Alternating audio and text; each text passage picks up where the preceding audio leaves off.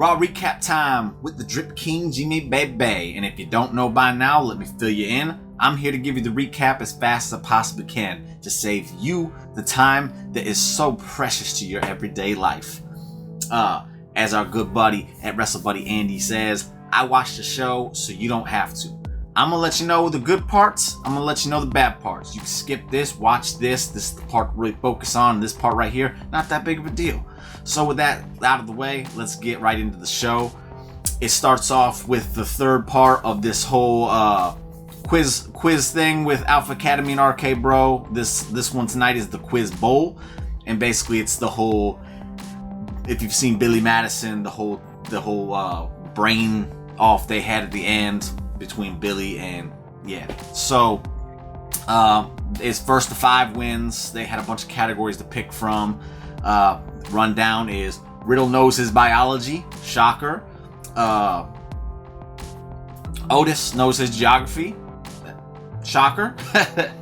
Randy doesn't know anything about pop culture, which should not be a shocker at all.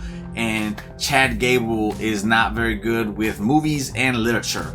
Now, the one category that popped out to me the most was the metric conversions. It was right there in the middle, and even my girl, she saw it, was like, Riddle knows that one. Yes, of course he does. And when it came down to 4 versus 4, that's what it got to. Gable had to pick it. He's flustered. He's telling the crowd, shut up. The buzzer's driving him crazy. He doesn't know the answer.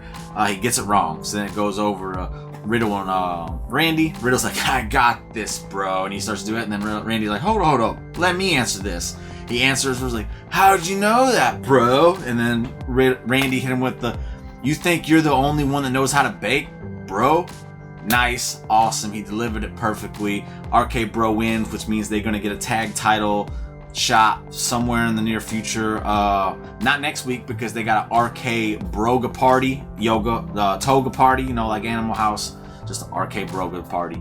And then at the Elimination Chamber, Riddle's already tied up in the Elimination Chamber, so it'll be interesting to see when this match happens, and how that's going to play into Riddle possibly being in a bigger spot at WrestleMania and the Randy split. We'll see what happens there. Very interesting. But yeah, the segment, a lot of people, little boo-hoo-hoo, it lasted too long. Be quiet. If you don't like fun, you just don't watch it. If you like fun, watch it. That's how I always say it. I like fun. My girl enjoyed it. My son enjoyed it. I enjoyed it. That's all I can tell you. It's a good segment. You should watch it. But again, if you don't like fun, then yes, skip it. Whatever. If you're just here to watch strictly wrestling, then you probably shouldn't be watching WWE at this point. But enough of that. That's for another time. We'll go from there. As Alpha Academy was in the ring, throwing a little fit about losing, out comes the Street Profits. They challenged to a match. Not a bad match. Again, we've seen it quite a bit ever since the SmackDown days between these two. And Alpha Academy got the win here, which was obvious. They needed to win, so they look strong going in against RK Bro. They go to a Elite Hype video to hype up the match with her and Becky at Elimination Chamber. Nothing special, just typical WWE production stuff. It's good. It's always going to be good. Sometimes they just make it exceptionally good. This one was it's good. After that, we get MVP out in the ring, and he hypes up Bobby Lashley, kind of like Paul Heyman and Brock Lesnar's little situation, how they had things. Then Bobby Lashley comes out. They do a lot of talking about Elimination Chamber, talking about how beat Brock Lesnar, and then he basically ended it with Bobby Lashley is not trapped in the Elimination Chamber with Brock Lesnar. Brock Lesnar is trapped in there with Bobby Lashley. Okay, Bobby can't deliver these lines. He's no Brock Lesnar, and that's a crazy thought to think that we're comparing someone to Brock Lesnar with promo deliveries, but it's true. He's not Brock. He just needs to stick to looking menacing and letting MVP do the heavy lifting on the mic. From there, they show Alexa Bliss therapy stuff. I believe it was from last week, where it shows her taking the Lily, then the Lily being taken away and she cries, but whatever. I'm still not into this. As much as I love Alexa, I'm just not into this therapy stuff. So if you're into it, watch it. If you're like me, you can skip through this. After that, we come back and we get Damien Priest versus AJ Styles. I was excited when I saw it. I got a little bit, I groaned just a little bit when they said championship contenders match. Just don't even call them that. Just let the match happen and then go from there afterwards. Decent match between the two. Obviously, it's AJ frickin' Styles. You expect it. Damien Priest, always, he's been having solid matches pretty much since he got on the main roster. So these two had a nice match. AJ Styles got the win after the phenomenal forearm. And then, he's walking back, playing to the crowd. You see Priest just doing the whole, like, silly facials because he's mad that he lost. You get in the rematch next week for the U.S. title. It'll be interesting to see how that plays out. Does the Damien Priest character, Damien, come out full-blown? Will that be his character all the time? He's going to continue this battle between good, I don't know. But it would be interesting to see how this plays out. We're going into WrestleMania season.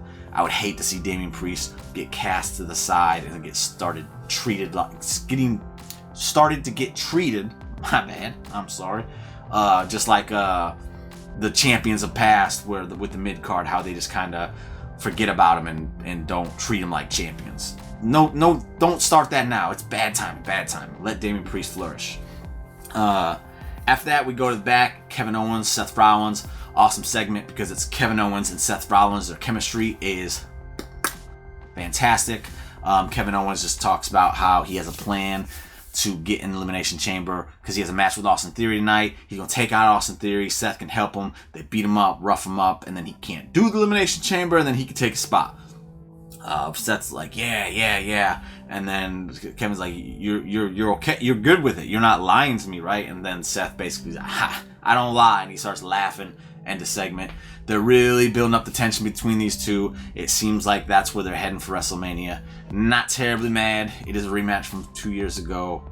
But again, it's Kevin Owens, Seth Rollins. I can't be mad at that. They're awesome. Whether they're friend or foe, they're fantastic. So, is what it is.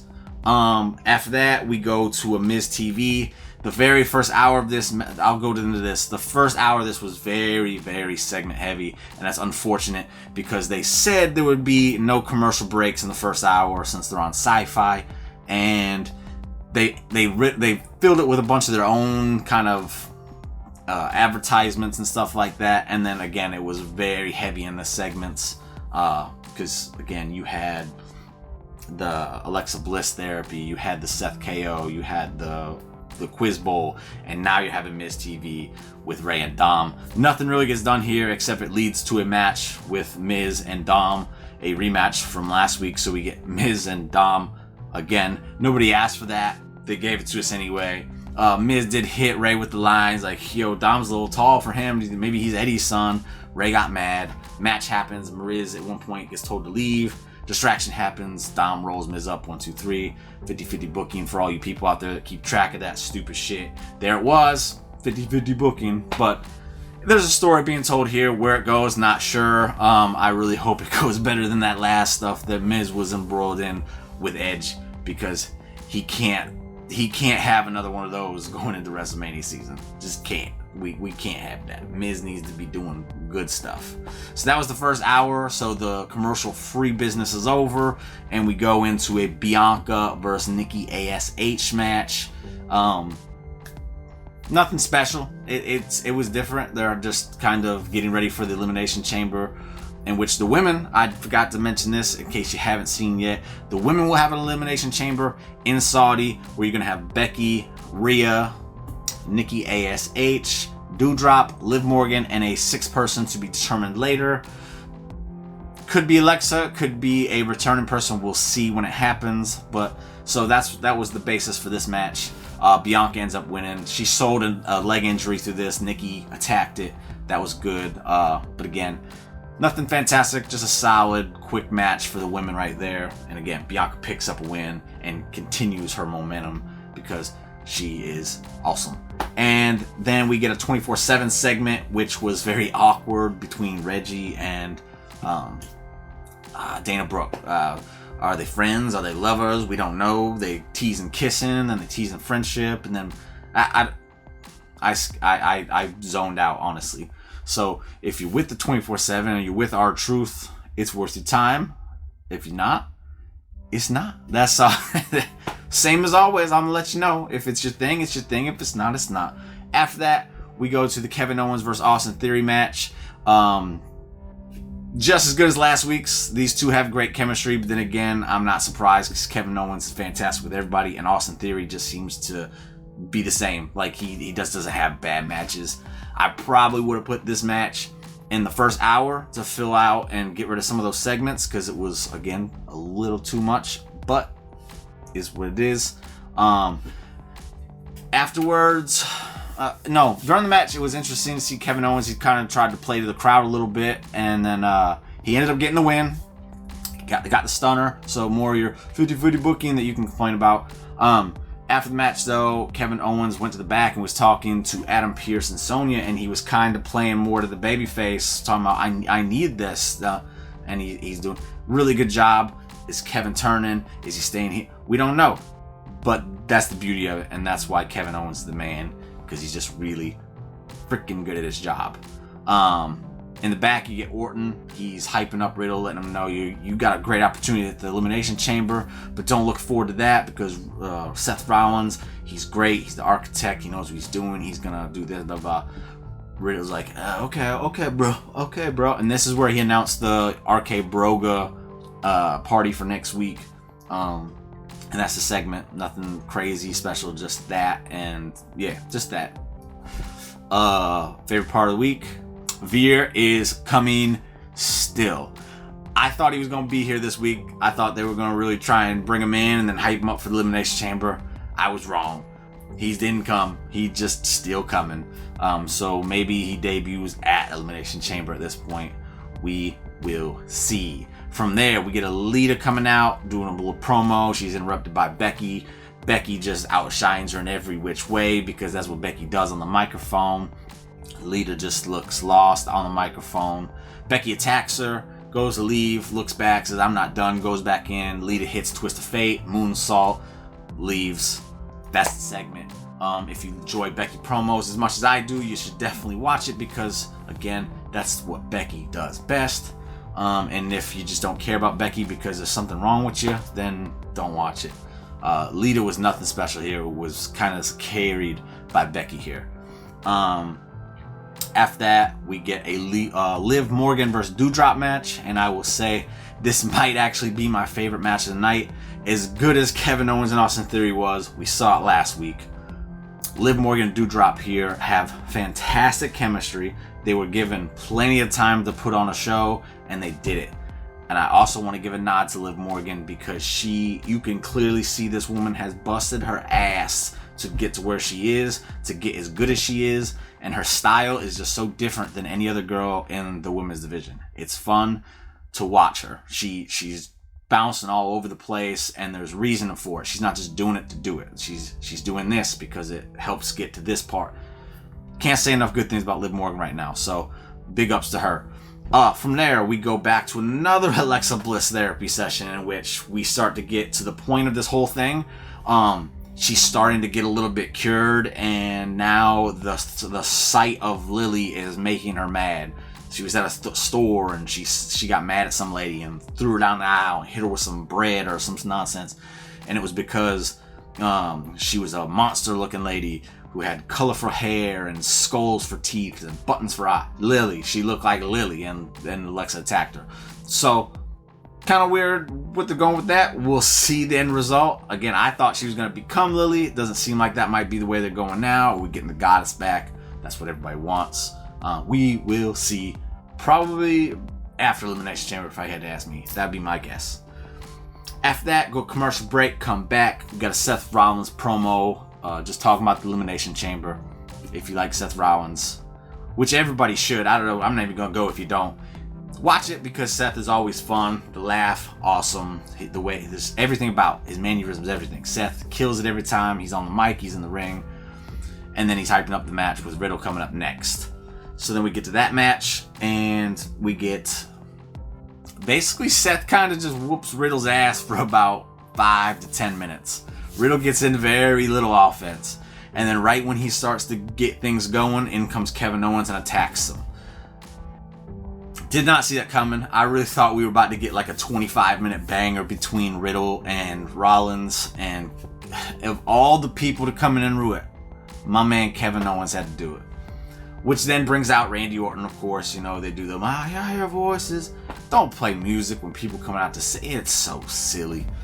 Small little, but everybody does it. Like, it just, I wish it'd stop. Anyway, he comes out, RKOs him, commercial break. You know what that's leading to because there's still like 15 minutes left in the show. We come back, and you guessed it, tag team match between Randy, RK Bro, and then Rollins and Kevin Owens. There was good action in here. Kevin Owens pulling double duty tonight. I'm never going to complain about that. Good match, though. Would have preferred Riddle Rollins, but I get it. You don't want to really take that away from what's going to happen at the Elimination Chamber, as well as a possible feud down the road in a few months. So I'm not terribly mad at it. Just a little disappointed. Ends with Kevin Owens hitting the stunner on Riddle. No. Scratch that. Kevin Owens hit the stunner on Austin. I drew a blank there. It was Seth Rollins. He ends up hitting his forearm to the back, stomps on Riddle. 1, 2, 3, gets the win. Afterwards, Randy comes in, RKOs Kevin Owens, and Seth Rollins is leaving laughing. Building some more of that tension between those two, and that was your show. Based on the show's previous, this was a drop down. The show had very weird pacing. That first hour was just bad just because of how much segments there was in it. So you're going to be doing a lot of fast forward probably if you're just skimming through things. The pacing was just bad. They just needed to put a few things in different places. Not really sure what the deal was. Hopefully this is not a sign to come because, again, since the draft, I think Raw has been the best show. But another time, that's a story for another time. I have saved you 2 hours. I keep forgetting. 2 hours and 43 minutes. We were up on 17 minutes here. So thank you for watching. Click that like button. You should be subscribed. You should be subscribed to my channel as well, Drip King Jimmy Bay for the hot takes. And you should be watching all the stuff on WrestleBuddy. You should be reading all the stuff on WrestleBuddy because it's all good stuff. Jimmy Drip King Jimmy Bay approved. So with that said, that's the Raw recap. That's this show. I will see you on Thursday for the Dynamite recap. And stay tuned because I might have a fantastic giveaway coming up that you definitely don't want to miss. So please, please, please stay tuned if you want to win this prize. I think it's going to be good. No, scratch that. I know it's going to be good. So again, stay tuned. Watch it on Thursday and I will see you then. Goodbye. Boom.